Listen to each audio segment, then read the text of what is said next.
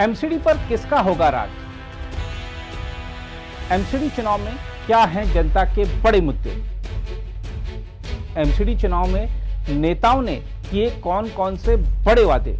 जनता की आवाज बनने और नेताओं के वादे सुनने दिल्ली की गलियों में पहुंच रही है चुनाव यात्रा।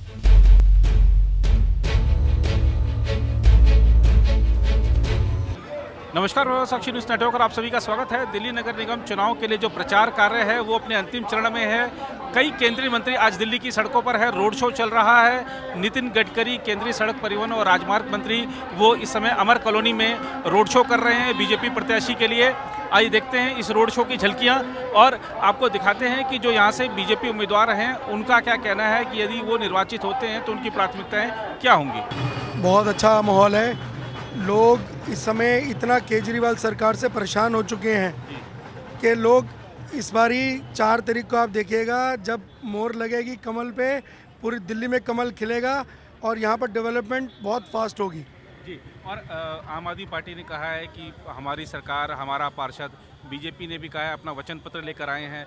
और इस पर आपको क्या लगता है कि जनता किसके साथ जाएगी? जब इन्होंने बोला कि हमारी दिल्ली सरकार और हमारा पार्षद, तो इन्होंने तो सौतेला व्यवहार किया एमसीडीओ के साथ।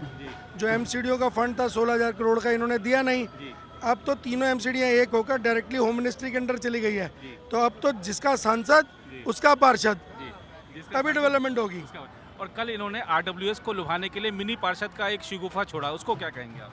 ऐसा है, ये सिर्फ लोगों को झांसा देकर यहाँ तक पहुँचे हैं। अभी भी एक और झांसा इन्होंने कहा मैं आरडब्ल्यूए को झांसा देकर देखूँ। तुमने निगम को तो पैसा दिया नहीं जो उसका ड्यू था, जिससे कि दिल्ली बिल्कुल चरमरा जाए और इनको अगली बार वो लोग ले आए। बट लोग समझ चुके हैं इन्होंने जो पैसा एमसीडीओ का रोका था, जिस वजह से आज पूरी दिल्ली में प्रोग्रेस रुकी है। अब यूनिफिकेशन के बाद डायरेक्ट फंडिंग जब होम मिनिस्ट्री से एमसीडीज के पास होगी, दिल्ली फिर प्रोग्रेस की तरफ बढ़ेगी। आप स्वयं भी एक उद्यमी हैं और ख़ासतौर पे अगर हम ये इलाका देखें उद्योगपतियों का, व्यवसायियों का है। अगर हम ये इलाका देखें, दुकानदार बहुत सारे हैं, व्यवसायी हैं, उनकी अपनी समस्याएं हैं। सीलिंग को लेकर समस्या रहती है, पार्किंग की समस्या रहती है। क्या रोड मैप है आपके पास? ऐसा जी, यहाँ पर हमारा पार्षद कांग्रेस के थे और विधायक मदन लाल जी थे। सीलिंग के इश्यूज़ को हमने हर जगह पे जहाँ जहाँ उठाना था हमने उठाते आए हैं। मार्केट एसोसिएशन में भी बहुत खुशी है कि जो आवाज़ हम उनकी उठाते थे आज पार्षद बनकर और ज़ोर से उठा पाएंगे और ये सीलिंग सारी खुलवा पाएंगे। और बीजेपी ने वादा भी किया है कि लाइसेंस राज खत्म करेंगे। आपको लगता है कि ये बिल्कुल होगा? उन्होंने सीधी बात बोली है। जो इंडस्ट्रियल एरियाज़ के अंदर भी इन्होंने लाइसेंसिंग राज बनाया हुआ था। हर इंडस्ट्री वाले को दिक्कत होती थी। मेरी भी टॉयज़ की मैन्युफैक्चरिंग है, हमें भी ये चीज़ें डे टू डे में फेस करनी पड़ती हैं। अब जब ये हट जाएंगी तो आप समझिए ईज़ ऑफ ऑपरेशन।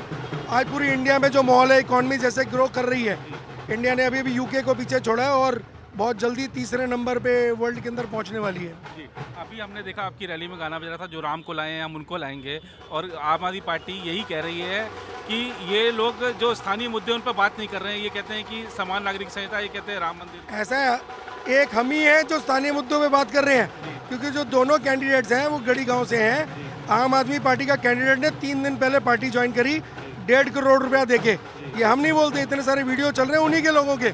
जो 1.5 करोड़ दे के आया उसको ये तक नहीं पता एमसीडी के डिपार्टमेंट कितने होते हैं, कितने तरीके के काम होते हैं। उस दिन लाइव डिबेट हुई है। लाइव डिबेट में तीनों कैंडिडेट्स की डिबेट थी और डिबेट करने कौन आए थे? हमारे विधायक मदन लाल जी उसके साथ में, क्योंकि उस आदमी को पता ही नहीं है इस क्षेत्र की समस्याएं क्या है। मैं इस क्षेत्र का पिछले 3 साल से अध्यक्ष हूँ भारतीय जनता पार्टी का। हमें सारी प्रॉब्लम्स के बारे में पता है। हमने पूरा रोड मैप बनाया हुआ है किस तरीके से हम इसको आरडब्ल्यूएस को एमसीडी के साथ लिंक करके हम कैसे विकास को बढ़ाएंगे। इस वार्ड में आपका इस बार मुकाबला आम आदमी पार्टी से है या कांग्रेस से है?